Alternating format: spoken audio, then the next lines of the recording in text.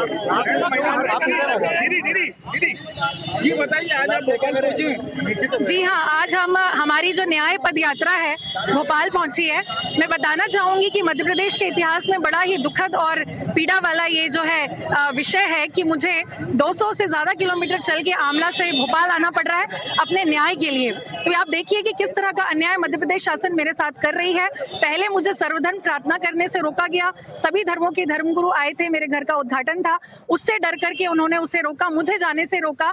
और जब मैंने अपना इस्तीफा दिया, क्योंकि संविधान हमें अधिकार देता है धार्मिक स्वतंत्रता की, अगर मैं अपने धार्मिक स्वतंत्रता के अधिकार को नहीं प्राप्त कर सकी तो फिर मैंने अपना त्यागपत्र दिया। और त्यागपत्र देने के बाद शिवराज मामा जी हैं जो तथाकथित अपने आप को मामा जी कहते हैं, वो मेरे साथ नोटिस और पुलिस खेल रहे हैं। आप देख सकते हैं जैसे ही मैंने इस्तीफा दिया वैसे ही उन्होंने नोटिस देना शुरू कर दिया कि कैसे मेरे इस्तीफे को रोका जाए, क्योंकि मैं सर्वधर्म विचारधारा के साथ चल रही थी और वो कट्टरपंथी विचारधारा के साथ चलना चाहते हैं।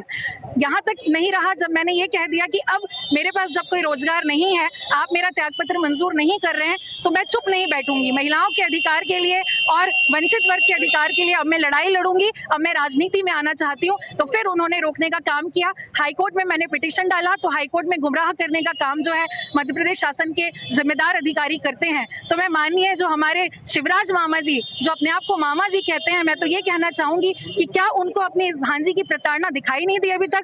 गहरी निद्रा में वो सोए हुए हैं। इसीलिए जो है अन्याय के खिलाफ हमने एक न्याय यात्रा आमला से चल के सीएम हाउस तक के जो हमने तय की है।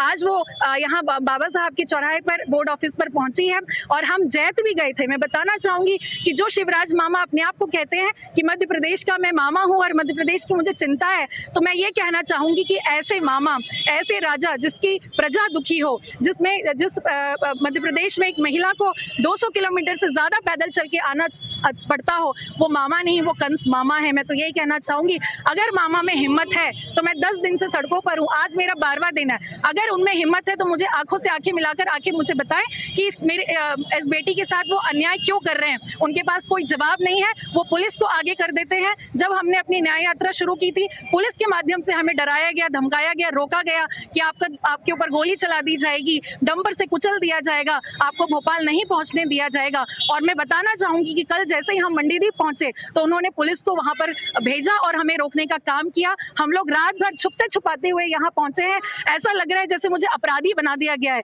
मेरा कसूर क्या है? मेरा कसूर सिर्फ इतना है कि मैं बाबा साहब के संविधान को मानती हूँ। आज शिवराज सिंह चौहान जी बाबा साहब का अपमान कर रहे हैं, उनके खून का अपमान कर रहे हैं। मैं बाबा साहब की वंशज हूँ, मेरे अंदर उनका खून है। आज शिवराज सिंह चौहान जी जो अपने आप को मामा कहते हैं, वो इस भांजी का नहीं, बाबा साहब का और बाबा साहब के कौम का अपमान कर रहे हैं। मैं यही कहना चाहूंगी कि आज भी अगर वो चाहे तो मेरे सामने आकर खड़े हों और मुझे बताएं कि वो ये अन्याय क्यों कर रहे हैं। हम यहाँ से सीएम, हाँ बिल्कुल हमारा यही है कि हम आमरण अनशन करें। पैदल जा रही हैं? हाँ पैदल जाएंगे। मैं पैदल आमला से चलकर आई हूँ। 200 किलोमीटर से ज्यादा पद यात्रा हमने तय की है। हम सीएम हाउस तक भी पैदल जाएंगे। आपकी बातें तो क्या करेंगे आप? हम अनशन पर। खबरों में बने रहने के लिए ग्रामीण भारत टीवी को सब्सक्राइब कीजिए और बेल आइकॉन दबाना ना भूलें।